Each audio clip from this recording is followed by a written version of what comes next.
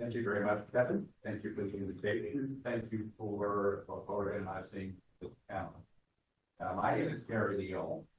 I've spent most of my career in the arts and culture world, not as an artist, but as a bureaucrat.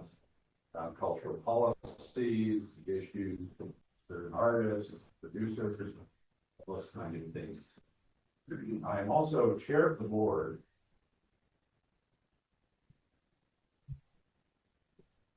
Also chair of the board of the Canadian Artists Network, which began life as the Canadian Senior Artist Resource Network, which is probably more descriptive of what we do. I'm also on the board of the Manson County Resource Center and CPAMO support. With me today are four very distinguished, sure artists. And what I would like to do is invite each of them just to introduce themselves to you. What's your sector? What are you currently working on, and those kinds of things. So let's start over here. Hello. First, did you read my T-shirt? I'll tell you a story about that later on. My name is Sinha. I'm a dancer, choreographer, musician, spoken word artist. I first trained here in Toronto at the School of Drama Dance Theatre. And then I moved to Quebec and started performing with other choreographers, some well-known, Jean-Pierre Perrault, Sylvain Martin. At some point, it was really important for me to create. So I started my own company, Sinha, in 1991. And it's been 34 years that I've had my company. I think this is quite an honor for me to be on this panel, because I'm looking at transitioning out of that, moving on, not stopping to create, but just not wanting to run a company and all of what that entails. I think many of you know about all that. Transitioning to younger, more ambitious, more driven people, the way I was in my early 20s. So that's who I am, and I'll pass it on to Denise. Denise Fujiwara, she, her. I'm a choreographer. I have been from all of my career a performer. Not performing so much right now, but I do have a gig in October in Ottawa. From my whole dance career, I've also been a teacher at dance. I have a dance company. I started the first dance company I was in. Started right out of York University, and it was called Toronto Independent Dance Enterprise, and it was a company of choreographers, and we created for collectively. And it had a very colorful life, a very colorful decade. We went down in flames, sort of spectacularly. We took the Canada Council to court, and then I moved on to a solo career. And that's when I started my own company, Fujiwara Dance Inventions. For many years, I worked as a soloist. I worked with amazing mentors, and yes, and here I am now, 20 years later.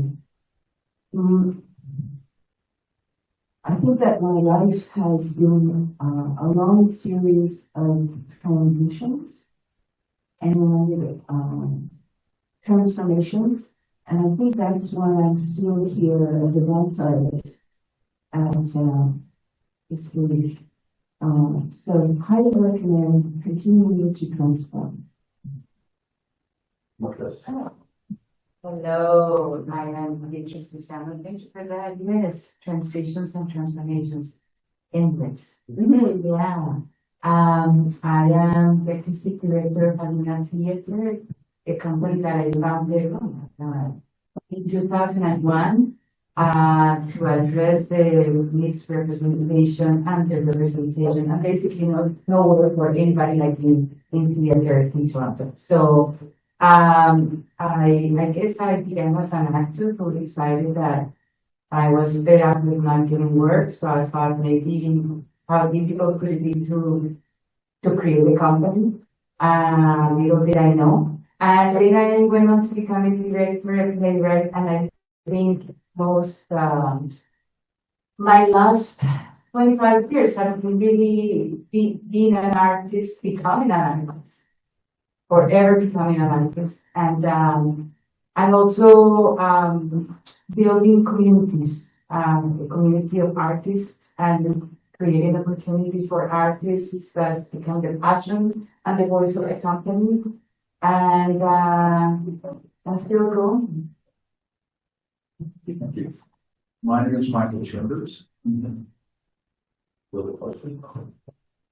My name is Michael Chambers. I'm a visual artist, photo-based. My career started back in the early years, studying visual arts. Actually, I started art history. Then I became very moved by West African art, so I got better into African art history. One of my mentors or instructors was Sinha. And after that, transition to photography. Actually, my intent was to document my images, and the photograph for the camera then to conversion. At the time, it was back in probably 80s. Photography was not really respected as an art, and that was quite a challenge for quite a few decades until the most recently. I would say in the last 10 years, it actually got wings and was legitimized. I'm so sorry. My thought, do not disturb. And straw as well. Yeah, yes. So, for me at the time, it was a struggle on many levels.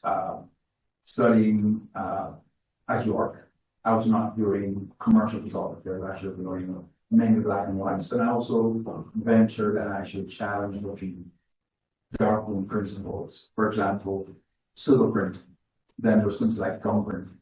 Then there were collages as well as multidisciplinary imagery.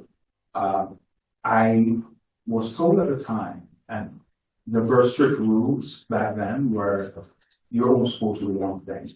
And then folks here who do dance and theater can also probably attest to this, is that if you're an artist, you have to do commercial or fine art. Dance, same thing. Streets, classical, hip hop, everything had to be in the category. And for me, I was dealing with black students in my fine art senior as well, for years as well. And so that for me had to chapter all obstacles and fight all these rules that basically were divide and conquer and creative spirits. So being a lone soldier from the Caribbean, my parents lived in Jamaica, feeling as though I had to prove a point to myself and not be distracted by the force of that name. That's all when the gatekeepers. So I ventured out and started doing the fashion, the commercial, the fine arts. Then I started exhibiting. And I realized this was becoming very interesting. And constantly being told I had to pick one was not something I was really accept. And so I challenged those norms and things kind of worked out. I started doing that. Thank you. To give some context to this panel, I want to talk a little bit about something called the Senior Artist Research Project. About 15 years ago, a number of organizations, including the Transition Resource Center, the Writers Union of Canada, ACTRA, and a number of others, did some research about the state of play for older artists in Canada. And it was a very effective and very thoughtful process. And what the data showed was some pretty obvious things, like 73% of senior artists were at moderate or high health risk. Well, so were many other seniors. 61% are at moderate or high financial risk. Again, so are many other seniors. Now, this number is probably a little bit higher than you would find for the general population because of the uncertainty of the artistic career. The fact that artists are doing no gig work often go from contract to contract. 42% are at moderate or high risk with regard to their artistic career or legacy. 28% are at moderate or high risk with social isolation. Again, that's not uncommon among seniors. And finally, 19% are at moderate or high risk with respect to their housing. And once again, that's not unusual. But what is unusual, what we also discovered, that the data of risk factors of senior artists found that the overwhelming majority of artists do not retire. Only 5% of the senior artists surveyed reported that they are no longer working on their art. 76% expect they will never stop working, and a further 12% expect they will only stop after they reach the age of 80. In other words, 88% of those senior artists said no, they fully intend to continue to pursue their artistic career because it's so important to them. It's part of who they are rather than just what they do. And in this respect, we also found that they had career needs, ongoing career needs. While 74% reported feeling satisfied with their overall artistic career to date, virtually the same number report having career-related needs, including professional development, marketing, promotion, computer skills, finding work, legal assistance, and so on. And 34% of those we surveyed feel that they have been discriminated against because of their needs, because of their age. And that was a very profound figure we found. So I'd like to invite each of the panelists to talk a little bit about what stage they are in their own career right now and what challenges and issues you face as an older artist. So we'll just go again from my left to right. Hello everyone. I also forgot to mention the unique aspect of my company, Sinha, because I'm half South Asian, half Armenian, born in London, England, mixes contemporary dance and Indian dance. So I don't consider myself a formed classical Indian dancer. I've trained in it enough to be able to get by. But my formation is mostly contemporary dance at the School of Drama Dance. So I've had a company now for 34 years, 35 years next year. And you know, at some point, it's just time to move on. Retire? No. Transition? Yes. I still want to keep on doing solo work, which I'll be presenting tomorrow. A more pluridisciplinary work mixing dance, music, and spoken word, and electronics. I'm quite a geek. I like playing with computers and software and making all kinds of weird sounds. From my voice and from my musical instruments that I play. I play didgeridoo, I play the raz, which is like a hand pat. I play drums, and I have an electronic drum. And the thing is, I guess it's just that was a way for me to keep warm. Because I couldn't just keep up anymore with my younger dancers. I've done pretty athletic, very physical pieces in my life, very technically demanding. I came from a very technical tradition, from a dance theater ballet for 2 years. And I just didn't want to and couldn't do that kind of work. So discovering music and exploring also spoken word and poetry, I was able to keep performing because I could do some music, I could do some spoken word, I could get up and do a bit of dance, which is all improvisation. After 35 years, I just don't really steps anymore. So I just kind of jam. I just improvise. Usually with the music that I just created. Very DIY, very do-it-yourself. I don't have to depend on anyone. Okay? Because, you know, when you run a company, you have to depend on all of them. You can't just do it by yourself. You have board of directors. You have people, managers, communications people, and of course, artists that you have to work with. And I love being in a studio with other artists. I love working with dancers and other artists, but I just don't want to do the heavy lifting anymore. And that means doing group pieces.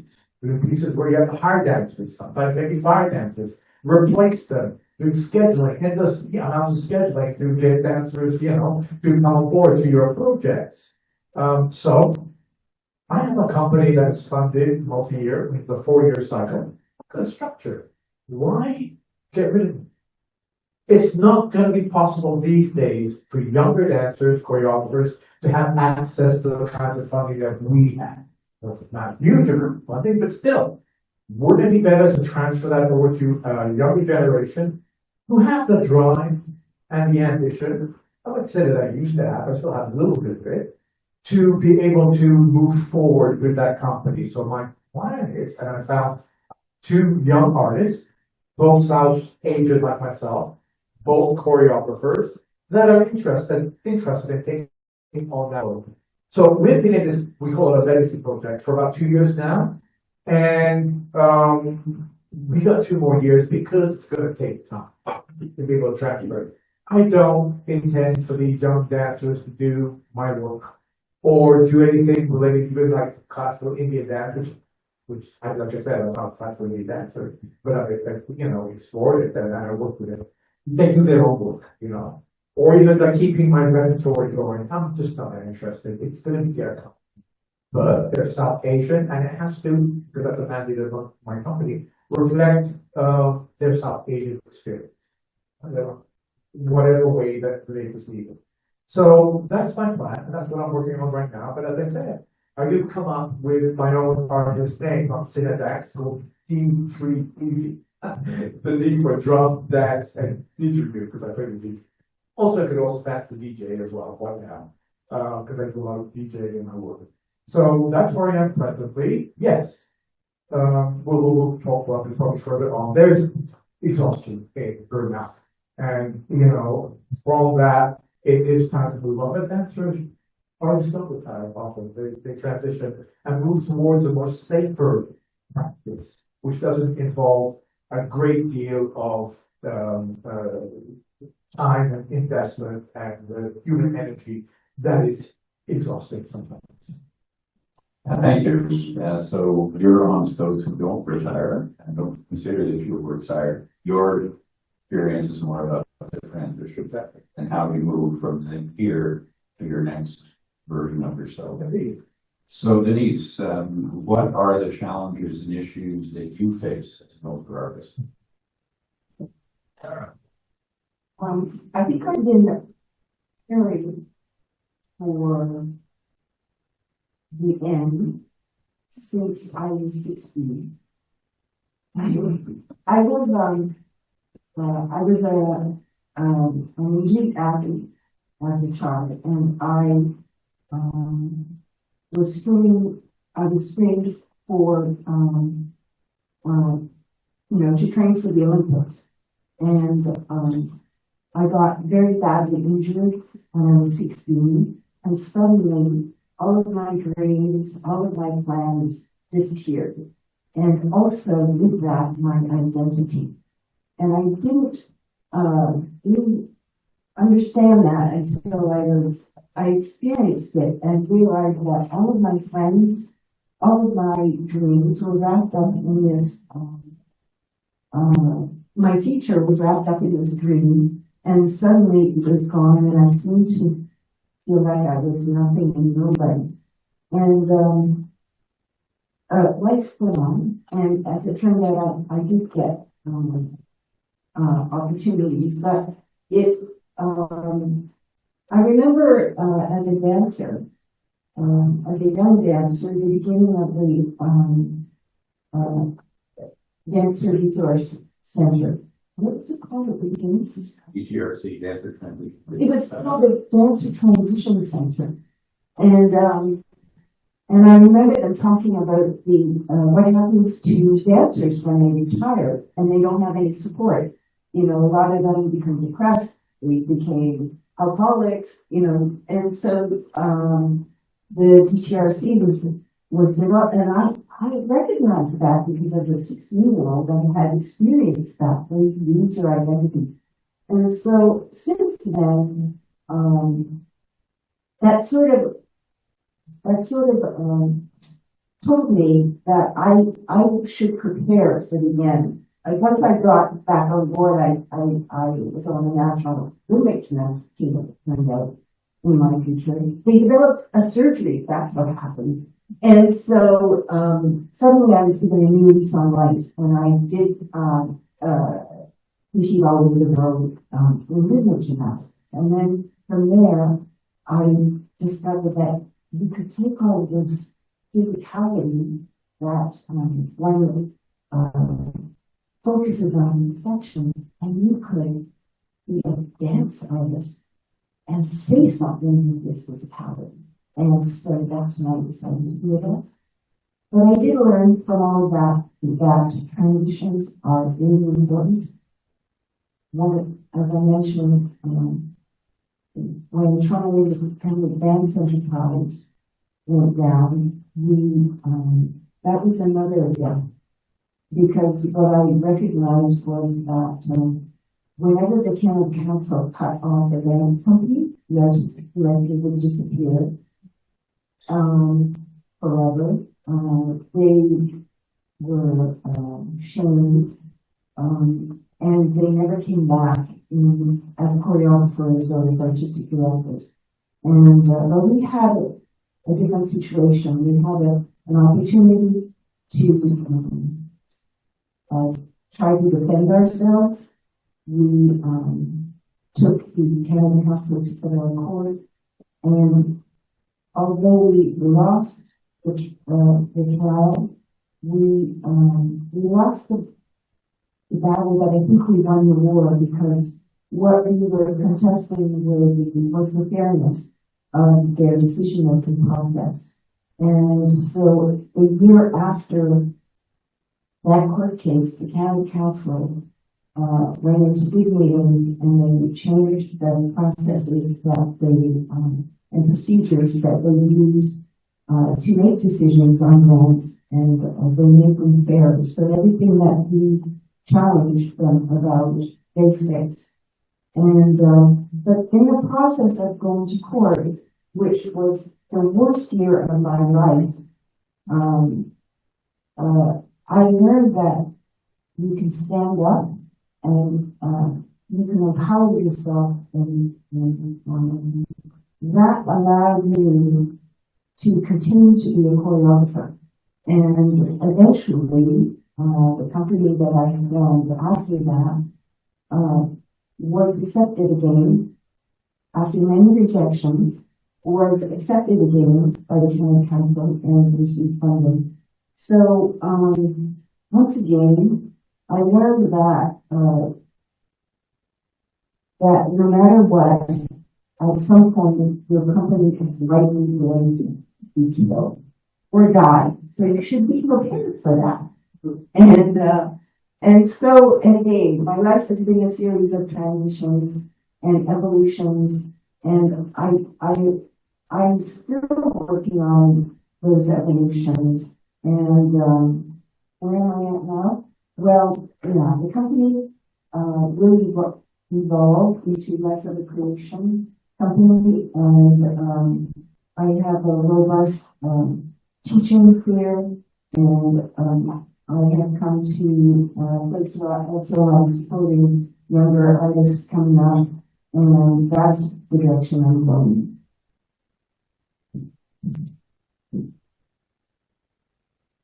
So you also bring the can vote non-retiring at the present time, rather transitioning. So Beatrice, what are some of the issues and challenges you face as an older artist? I never thought about these things until you talked to me yesterday. Because I don't think in those terms, I think that these challenges that you face as an artist regardless. Just listening to you, I'm thinking that I've been writing a very long play, and I'm just, in development. So, and the new challenge, if the script comes along, that the hero has to overcome or decide to keep going or not. I just don't think about anything that until it's done, it's not done, and I don't know, that could be tomorrow. That's the only thing about aging that I go, whatever I thought, all the things I believed in before, they don't matter anymore. And what I know is that I can really wake up tomorrow and think totally differently. I have changed my life in a second from one day to the next in the last little while. So I am very fortunate because I do run a company. I have a lot that I want to explore. And again, my struggle is the struggle of people running companies, never having enough time to do their own work. So that is not necessarily due to age. I don't know, I just don't want to think about that in a way. I just, I'm gonna go until I decide that I'm done. My great, the people that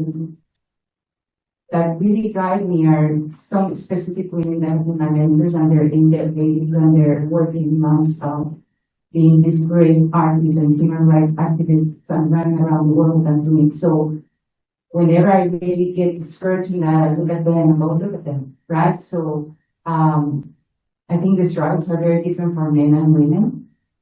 So again, the things that I keep encountering are the same: discrimination. Well, ageism is now part of it, but it's, inequities, lack of inclusion, like, these are the things that keep me still, they're still part of what I'm doing. I'm actively working. It's interesting when you get to be an old actor because actually, there's, again, I'm in an incredibly privileged position. I can say yes or no to a job. If I don't want to do it, I don't like to do it. And so, but if you stay on, the beauty of you catching that stage as your roots get stronger and stronger every time you step on that stage. And there are not a lot of older performers, so suddenly everybody wants you, which is also going like, no, I don't want to do the grandmother just because it's a grandmother. Now she's a revolutionary grandmother and she's fighting in the jungle and she's, yes. And she doesn't like children, yes, but otherwise, no, I am not, so I think the most beautiful thing about it is getting to know myself a little bit better and trusting that I know. Not in a way that you know what you're doing, because that's always a danger as an artist, thinking that you know, but whenever I'm really scared, which I'm terrified with every piece I begin, is, no, you have done it before, so you'll figure it out. You will figure it out. And you do have some tools. So I think I'm both. I mean, of course, there's always all the challenges that come into your life. I have had to learn to walk many times in my life, literally and metaphorically. So I'm facing one of those phases right now. I'm going, okay, what is the teaching? What is the teaching? And so adapting your body, as a performer, absolutely. That also gives me great awareness about people who have all the challenges and they're young. I'm going, okay, learn as a director how you need to, what you need to do in a room so everybody feels comfortable. I mean, in terms of people with many challenges physically and other things, and we are really not in theater, which is the world that I know. We're not yet really, although we're talking about accessibility and that, we don't know yet. Until you're walking in those shoes, you don't know yet. And so learning more what really I need to think of ahead of time as a director, before everybody's in the room talking, but the people that you work with, what are their needs and how can you meet them, and how you design your project around those needs instead of imposing a project on artists. So it's a great time for learning. I bitch a lot about running a company. I hate it. I hate writing grants. Hate it. I'm buying the lottery ticket. One day I'm going to win it and I'm going to build a building for the arts and tell everybody they don't have to try brand. No, well, it may happen, you never know. But also, as much as it, it frustrates me,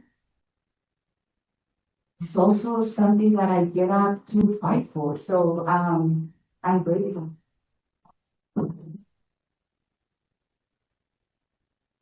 So we put you in the camp of, this is just a continuation of the challenge that you've been dealing with since your career began.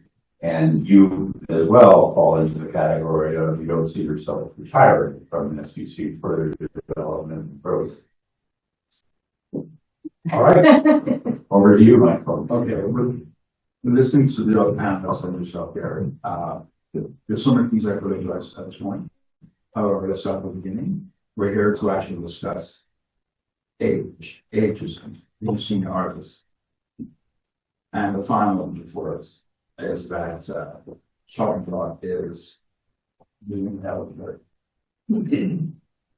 Something we don't like to embrace or necessarily allow ourselves to be categorized as, because in society we are now, and this has been going for a while, people are often pretty, let me reverse this. We're placed in boxes, and in those boxes we're labeled, and each label comes with an expectation. As artists, whether it be male, female, or other, basically age, race, culture, identity of all sorts. It gives people the option to predetermine who we are. We as artists have to stand firm in who we are and not be defined by all those people's expectations as well as prejudices. I, as a young Black Caribbean artist here in Toronto in the 80s, I realized that our things were respected of me. And so I made a pact with my parents and my entire family that I will not be categorized by age. So my parents decided, okay, you're ageless. They'll never read my history to anybody or anything. To this day, I still don't do it. Because what I realized, listening to people older than myself and younger, age was too much of a deciding factor in how one should be appreciated, respected, or the lack thereof. So I chose to challenge the system. Again, I was saying before, I did fashion, I did sports, I did lifestyle, I did basically everything, because as far as I'm concerned, no artist should be put in a box to, and inside of anybody else, how you can function, flex, and create. So I did everything. And there was a turning point in the 90s where I experienced something that was most uncomfortable. And it brought me to a place where I had to make decisions in terms of, could I continue to be all the above in terms of an expressive photographic artist, or become someone who creates,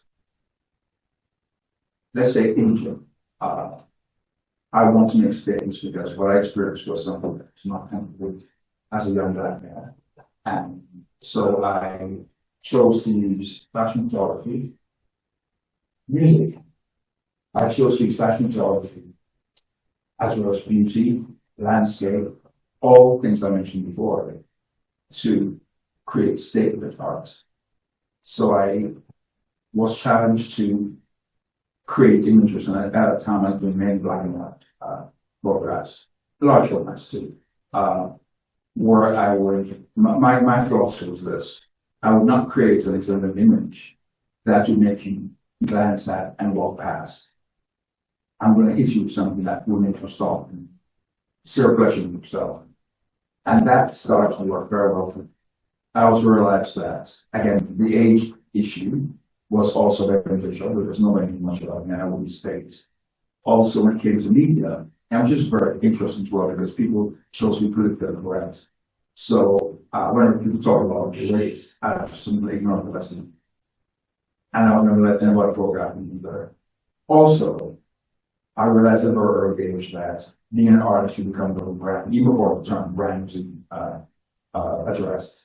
And so I did not want to be a black artist. I wanted to be an artist who came from that perspective and that mindset experience to appeal to everybody. I didn't think I couldn't want to appeal, or I should only be able to appeal to a black artist. Or so, viewer. So in doing so for about 10 years, nobody saw it.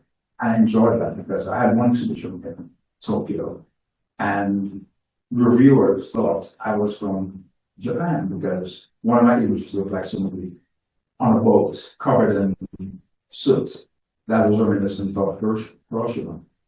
And so for me, I realized that, and a lot of Asians also connected with my work, not knowing my background. And I realized, you know what, there's a universal sound, voice, expression, and platform that can come from anybody if that person is open-minded and expressive enough to share. I want to share and basically invite people into my experience. One thing I found interesting, however, and I'll go back to the issue in a minute.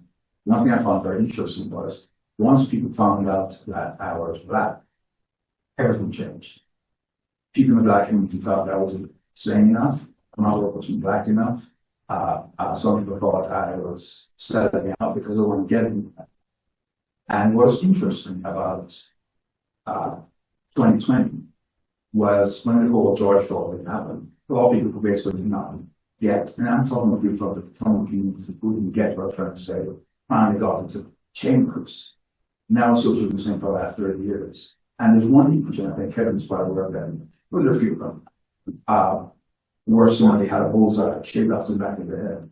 And the community was angry. They got thought I was inviting violence. And I was like, no, this is how I feel walking the line every day. There's like an image of a watermelon, of course, it's colonized, to say the least, not so much behind, myth.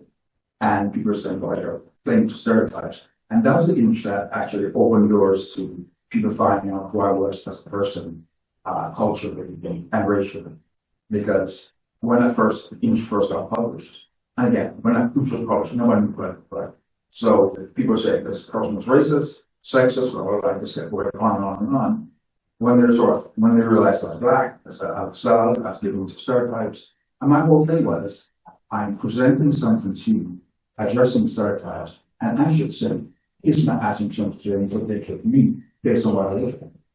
And going back to 2020, that's when people started seeing all these like their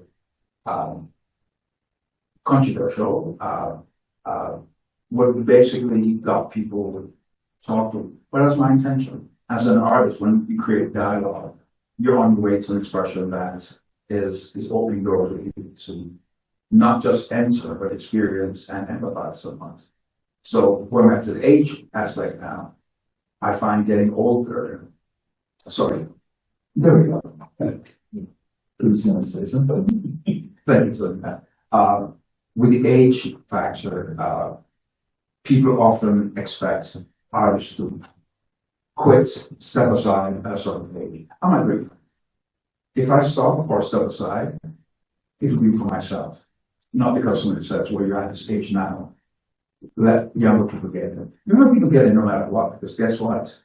The system is set up where everybody wants to discover the visionary. Somebody wants to discover the new talents. And it's not really about the talents, it's about how it makes them look. So my thing is this. I will continue to create as long as I am able to create. My expressions will evolve because I'm evolving. And I think also with the age factor, I'll be honest, I did a lot of news back then. And once 2000 came around, I said, you know, as I'm getting older, I do not want people to attach news to sexuality. And I don't want you to perceive that as foregathering people because you will see the baby. No, it's something that's considered. And so, luckily, my images were never sexual, we didn't see genitalia, and there's nothing that was created or arousal. It was all very political content. But again, all those things you have to consider as an expressive person, putting images, whether it be in a magazine, and those might use them on television if they're not. television that would censor off the images that they showed, but for some reason my work got through because they were non-sexual. And so as 2020 came around, had the pandemic, I thought I'd just sit back and say, let me view the rest of the world. I've been mentoring for many years. I've done this for about 20 years on mentor. And that for me was the thing about being around young people, they teach you so much about yourself because their experiences open doors to see the side of you that you have not yet explored. And that for me is most liberating. So again, I stopped that around 2019 at Domino's. I also did speaking engagements, but when 2020 happened, I started feeling so much pain from what's going on. We had the pandemic, we had George Floyd, we had all these incredible people who were dying for no reason. And my phone was blowing up, and people were saying, now I get what you're saying with that image. And it was non-stop. And God, I didn't even answer my phone anymore because, it took 30 years to edit. So the frustration there's like, and I think I mentioned this to you yesterday, to be about before your time is an edge being an artist and a creative spirit, or sometimes it works against you because if people don't get it right away, you become a pariah. So I thought about all the people who try getting my way, trying to trip me up. And again, there's some gatekeepers in the Black community who were relentless because they thought I wasn't sharing the expected vision of the Black community. That wasn't my objective. My objective was to share a vision of my experience and asking you were inviting me to take that journey with me. Another thing I did not do was to spell out what every image meant or represented or how it should proceed. Because I think viewing art, you're presenting something to the Black people to a part of the experience. Most of the images I photographed were of figures, human figures. The models were part of the creative process, my own experience, my tools, but the viewer was the cap on that story because the viewers want to the extra mile and insert their own experiences to make the image come alive. And for that reason, my work in most of my stories were Black in these images. Most of the people who supported my career and purchased my work were not necessarily Black community. The Black community did appreciate, but I was pleased with the fact that my work went beyond race. All right, can I run over my time? How are you doing? Well, thank you very much for raising the issue of age and ageism. At the Canadian Artists Network, we have a lot of people who are going to talk to us about exactly that issue. Whether it is a distinguished director who had a recent smash success at the Cannes Film Festival, who said, he said, when I go and try to get a grant now, they said, well, wait a minute, if you're to be successful, why should we give you a grant? Or the very distinguished writer and director in theater who said she applied for a grant as an emerging artist, because she wanted to slip into film. And they looked at her and said, well, no, you're an established artist. So we have many, many cases that come to us of people who've been denied on the basis of their age. Ageism, in many ways, is probably the last acceptable form of discrimination. And I just would invite each of you to explore this issue and any examples you may have, whether it involves a funder or a gatekeeper or merely a perception of where you are in your career and where you should be in the eye of others. Okay, so I want to explain this t-shirt. Just turned 65 today. I don't look it. Not today. It was August 30th of 2024 that I turned 65. And in Montreal, they have this event that Plastics Arts. It's a battle, a breaking hip hop, popping street dance battle. And I did it the year before. And I decided it's my birthday today. I just turned 65. I just became a senior citizen. And most of the people do this co-cycling, do this cycling stuff. They're in their teens or their early 20s.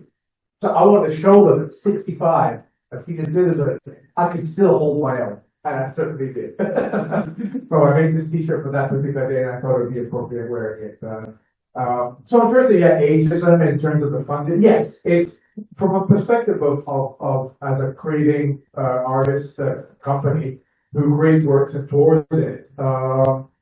At some point, you just don't become relevant anymore as an artist, because the gatekeepers of the code, not want to denigrate these people, but at some point things shift, presenters move on. And whereas before I can just pick up the phone and talk to this particular presenter who I do and tell them about what I'm doing, and they'll say, okay, let me take a look at it. Yeah, maybe I can book you next year. It doesn't work that way anymore. It's just like, okay, well, put in an application. Our deadline's October the 31st. And that's where I'm at. Senior artist, being around 35 years, I have to put in an application and compete. And, sure, you want a level playing field and all that. Still, you at some point, because of age, because of being around a long time, the producers, and then we'll mention earlier, they want to find that young new talent. Certainly, because that's it's a young person's game, and then they want to discover that 20-year-old, 25-year-old, or whatever, who is starting on their career and they're doing some really, really phenomenal work. Now, being around 35 years, I've done some great work and some not so great work, but still. So in terms of that, it's just, and it's one of the reasons that I also do want to transition and move out of that. I just don't want to play that game anymore. I don't want to have to appease or ask to be presented. I just don't want to do it anymore. At some point, sometimes a bit humiliating, you know what I'm saying? And I keep it up. I still apply for certain festivals and all that. But that's where, in terms of where my company is, whereas 10, 15 years ago, you're young, you're still ambitious, you still think you could do amazing, incredible things. You get turned down at some point, you get accepted at some point. And when you reach a certain age, like I am now, where the ambition is diminished, then it has. The drive is diminished. And it has. It's just normal. I can't speak for everyone, but it happens for people with age. I just don't want to be in that game anymore. And give it to younger blood who have that, who want to keep on trying. And I hope I found the right people for it. Whereas me, I don't have to always, because when you're funded, you have to keep on creating. It's part of it. You don't want to get the grant, you have to keep on moving on. And I'd rather create on my own rhythm. And honestly, I think I would have been a happier and a better artist if I would have done that. Just created on my own rhythm, because I have in the past felt, okay, I have to create. And I'd love to not being honest with myself and saying, I haven't been probably that inspired, but I have maybe this thing that I could try and pull out of the hat and try something of this nature, as opposed to let me wait till the feeling comes. And if it could take a year or 2 years, that's fine. So that's sort of where I'm at right now. I want to just only create on my own rhythm, and which is what I'll be doing, what I hope to be doing, and give opportunities to younger blood who are more driven and are willing to face those experiences of applying and being rejected and maybe getting accepted. But I don't want to be in that anymore. No. I think that in a way, being in the field of dance, we're more. Sometimes we don't even get to that age where ageism takes place, because many people retire, in their 20s. Many people don't even get to be 30 as a dancer.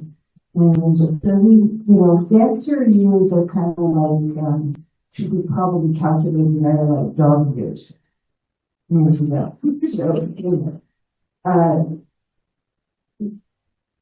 That said, I don't think I'm really a good person to talk about ageism. One of the forms of dance that I use is Pizano. And in Japanese arts, even in the performing arts, it's recognized that one gets better as they get older, and it doesn't have that ceiling that, say, ballet dancers hit. And so That's what's up. I recommend you study some job. Maybe, it might lengthen your career. You know, cousin Waldo was in, he was, 90s when he, finished performing. Okay, with that said, I'm also not sure I understand personally whether the things that are affecting me now are ageism or they're the pandemic, the effects of the pandemic and all of the other things, tumults that has happened since the pandemic, through and since the pandemic. And, for example, a lot of presenters that I have worked with over the years retired during the pandemic and shortly after the pandemic. And I'm not sure whether it's the fact that I have to now make new connections with a whole slew of new younger presenters who don't know me, or whether it's the fact that I'm old, that they're not interested, or they're you know they're not so interested in what I'm to get to know me and my work. I don't want to make that judgment about them, but I hope it's not ageism. But we'll see. Oh wow, these are difficult questions. Because again, you know, I am very fortunate. So maybe people have not approached me on that because of ageism. I don't feel it because I create my own work and my own opportunities for work. But I do see, as a woman actor, and I have a good career, my peers don't. You know, I produce a lot of the works in which I work. And so that has also kept me working, but I do see a lot of women of my age and women who are spectacular actors who are not getting work because they know roles. The thing is, we are in a world where I don't know if the word is salvation, but it's the fear of getting older, getting older past weight. You know, that's when you start photos and all of that. It's like this terrifying, is a society terrified to face. I don't know what it is, and I think it's never one thing. I think the pandemic also changed a lot of things. I am representing myself. Festivals are in a very, anybody who is presenting artists is in a very, very difficult position. There's no money. Travel money is non-existent. The rising costs of everything. As a presenter, I also ask myself, what do we want to say right now in the world? Which, you know, what does art need to say right now in the world? And that's a question I ask myself. So, that ageism exists, absolutely. And I'm personally, I can only speak from my experience, is the only one I have. And as long as I create my work, I would work. That's all I'm doing. And we have only a few minutes left, so I want to touch on one other issue before we. Okay. In terms of union-inspired ageism, right now I've decided to join that hearing. What's interesting is I decided about that. I said again, the pandemic, 2020, were the pillar on my life career. And since then, I discovered a lot more about myself, and I was actually able to have a bird's eye view of basically so much around me about me actually involve myself. So I was a fly on the wall. And I realized I had a lot more to say.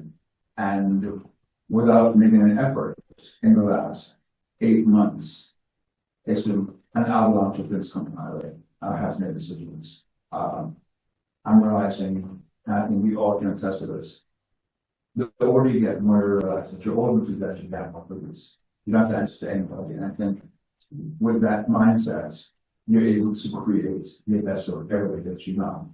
doing it for mass consumption. You're actually presenting a perspective of privilege. A lot of them get to see their years mature, or, I mean, again, life has twists and turns, and we have to respect. And I've said before, I try not to address my age. At the same time, a lot of people don't have that privilege of saying, I'm 30, I'm 40, I'm 50. So instead of doing all the above and saying, we have a lot to say as great people, and we have to celebrate ourselves for our contributions.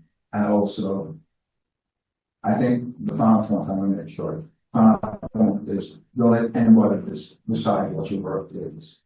Don't let anybody lower your price on you, because once your price goes down, that's your value. I also say stop doing things for free, because when it's free, you have no value.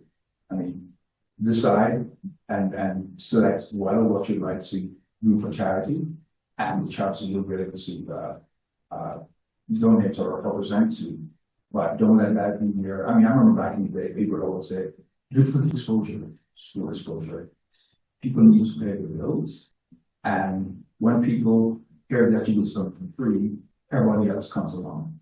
Well, why are you charging me? You can charge so and so. So start appreciating your value and your work, and stay firm on that, because if somebody evaluates what you work in terms of dollars and cents, it will affect everybody.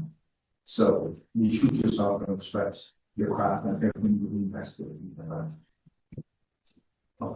Thank you very much. We had an interesting discussion in the last couple of days in preparation for this. And the issue was, what do we call ourselves? Senior, older, mature, elders? And we couldn't really decide which one was the best, because each come with, in fact, they come with varying degrees of of problem. But I just wanted to go once around and ask each of you, what do you think now after this discussion, after the considerations? Elder, older, mature professional, or senior? How about ageless? Ageless. That's good. I like that. I'm going with that too, thank you. I like the term elder, but from what I understand, in indigenous cultures, you don't get to decide if you're an elder. The community decides if you're an elder at a certain age. Yeah. So I aspire to be an elder. Any other label, I'm just there. And I'm just older than I was yesterday. I simply say I'm an established artist. I would not say an established individual, but I'm an established artist. And I think my work is priceless. All right, I want to leave you with one final note. The New York Times, it's about almost a year ago now, had an interesting item about Francois Sullivan, distinguished Quebec artist, and now visual artist, but she'd been through many different careers in her life. And what they did was they followed her on her 100th birthday, when she went down to her studio and painted. And she said, I have been doing this for a very long time, and I do this every day. And she's 100 years old. So that's something to look forward to. So thank you very much to the panelists.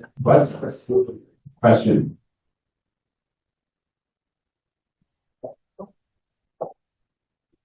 Oh, great. So I was very inspired by this entire conversation because I feel like I'm in the middle of where I'm supposed to be in terms of aging.